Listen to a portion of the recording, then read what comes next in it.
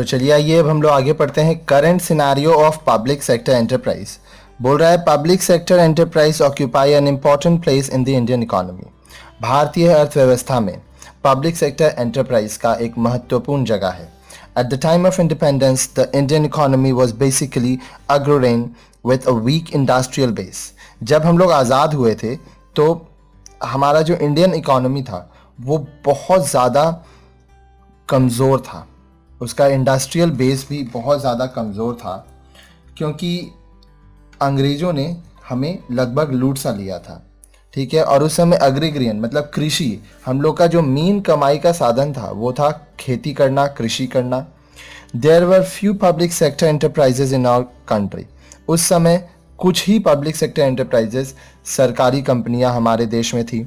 The Indian railways, the post and telegraphs, the port trust, government salt factories व the prominent public sector enterprises. उस समय भारतीय रेल, post and telegraph, port trust, government salt factories ही आपके बहुत ही जाने माने और महत्वपूर्ण पब्लिक सेक्टर एंटरप्राइजेज हुआ करते थे। After getting independence, the government felt that if the country needs to speed up its economic growth, then states' interventions in all sectors of the economy is inevitable.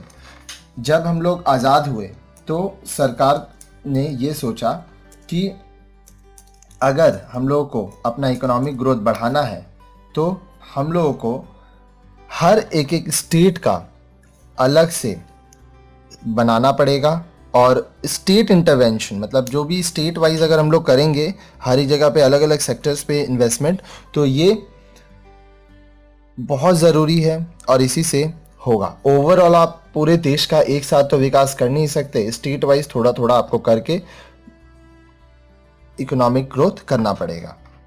At the commencement of the first 5-year plan starting from 1st April 1951, government's investment was rupees 29 crore in 5 central public sector enterprise. सबसे पहला जो 5-year plan है, अब 5-year plan क्या होता है, देखिए भारत में हर 5 साल में सरकार के लिए कि कौन सी सरकार रहेगी, जो अभी चल रही है वही या एक नई सरकार बनाने के लिए वोटिंग होता है। और वोटिंग जो लोग 18 साल से ऊपर हैं और भारत के निवासी हैं वो देते हैं।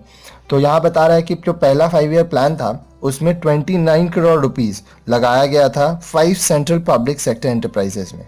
Now it has increase to rupees 3,93,057 crores in 239 enterprises as on 31st March 2006। 2006 की मैं अगर बात करूं तब ये 29 करोड़ से बढ़कर 3,93,057 करोड़ हो गए हैं और 239 एंटरप्राइजेस हो गए हैं। पहले जहां सिर्फ 5 थे अब 239। The public sector enterprises have been making substantial contribution to augment the resources of the central government. During 2004-05, their contribution to the central exchequer was rupees 1,10,599 crores. ठीक है, तो पब्लिक सेक्टर काफ़ी ग्रोथ किया। 2004-05 में बोल रहा है कि 1,10,599 करोड़ का फ़ायदा हुआ, इन्वेस्टमेंट हुआ और इस तरह से हमारा देश इकोनॉमिक डेवलपमेंट, इकोनॉमिक ग्रोथ करते गया। There is no doubt that public enterprises have played a significant role in the Indian economy, but the overall performance of most of the public sector enterprises is not satisfactory. देखिए, भारत का जो economy है उसमें public sector का बहुत योगदान है उसके ग्रोथ में, लेकिन जितना भी पब्लिक सेक्टर एंटरप्राइज है सबका परफॉर्मेंस अच्छा नहीं रहा। The rate of return on capital investment is very low. जितना कैपिटल लगाया गया और जितना रिटर्न मिला वो बहुत ही कम था। Most of them suffer from the limitations already discussed in the earlier sections. अगर आप लाइन से वीडियो देख रहे हैं तो आगे हम लोग लिमिटेशंस के बारे में पढ़े थे, तो उस लिमिटेशंस की वजह से बहुत सारे कंपनीज सफ़र किए। To improve the performance of the public enterprise, government of India has taken several measures. On 24 July 1991, the Government of India announced the industrial policies to improve the performance and portfolio of the public sector enterprises. तो सरकार ने इस बदलाव के लिए बहुत सारे नियम लागू किए। The new economic policy also emphasized on liberalization, privatization and globalization of Indian economy. तो नए पॉलिसी में लिबरलाइजेशन का कॉन्सेप्ट आया, प्राइवेटाइजेशन का कॉन्सेप्ट आया और ग्लोबलाइजेशन का कॉन्सेप्ट आया इंडियन इकोनॉमी में। तीनों के ऊपर डिटेल में वीडियोस आपको मिलेंगी। प्लेलिस्ट सेक्शन में आप जाइएगा, वहाँ पे इकोनॉमिक्स की वीडियो है और काफ़ी सारे वीडियोस बनाए हुए हैं इनके ऊपर। The role of public sector was redefined. जो पब्लिक सेक्टर का रोल है उसको वापस से डिफाइन किया गया। In July 1997, government identified 9 central public sector enterprises as नवरत्न। जुलाई 1997 में सरकार ने ये देखा कि 9 सेंट्रल पब्लिक सेक्टर एंटरप्राइजेस हैं जिनको नवरत्न कहा जाएगा, जैसे भेल, BPCL, GAIL, HPCL, IOC, MTNL, NTPC, ONGC, SAIL. ये सबसे ज़्यादा प्रॉफिटेबल पब्लिक एंटरप्राइजेस हैं। These public sector enterprises have been given autonomy for capital investment, to enter into joint venture, to raise capital from domestic and international market, etc. अब ये जो public sector enterprises है ये इनको autonomy दिया गया ताकि ये कैपिटल इन्वेस्ट कर सकें, जॉइंट वेंचर कर सकें, साथ ही साथ डोमेस्टिक और इंटरनेशनल मार्केट से कैपिटल मैनेज कर सकें, बढ़ा सकें। In October 1997, the government granted enhanced autonomy and delegations of financial powers to some other profit-making public sector enterprises and categorized them as mini-ratans. Presently, there are 45 mini-ratna public sector enterprises functioning in India. ये जो नवरत्न हैं इनको छोड़ के और भी government ने autonomy, delegation, financial power बनाए to some other profit making public sector enterprises और उनको मिनी रत्न्स कहा गया। टोटल 45 मिनी रत्न्स अभी हैं जो पब्लिक सेक्टर एंटरप्राइज भारत में फंक्शनिंग कर रहे हैं। The government has taken every step to revive and restructure the public sector enterprise to improve their performance, productivity and profitability. सरकार ने बहुत सारा स्टेप्स लिया ताकि उसका पब्लिक सेक्टर एंटरप्राइज जो है वो इम्प्रूव करे, अपना परफॉर्मेंस, प्रोडक्टिविटी बढ़े, प्रॉफिटेबिलिटी बढ़े। Major emphasis has been laid on the sick and chronical loss making enterprises which are capable of being revived.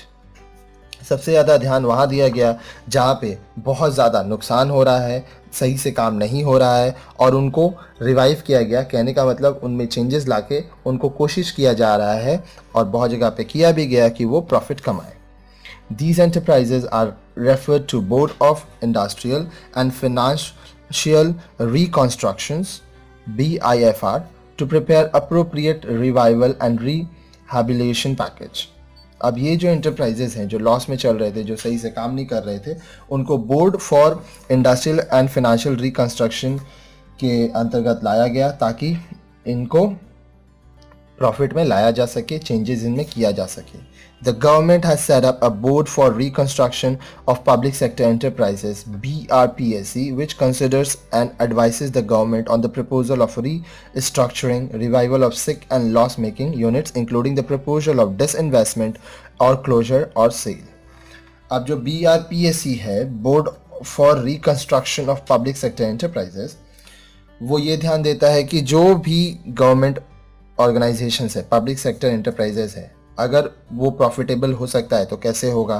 अगर मान लीजिए ऐसा है कि वो एकदम सही नहीं है, उसमें प्रॉफिट नहीं हो सकता, तो सरकार उसमें डिसइन्वेस्टमेंट करे और उसको या तो बंद कर दे या तो बेच दे। BRPSC, Board for Reconstruction of Public Sector Enterprise, has made recommendation in respect of 31 central public sector enterprises so far, and out of them the government has approved revival plan of 15 cases till 30 March 2006।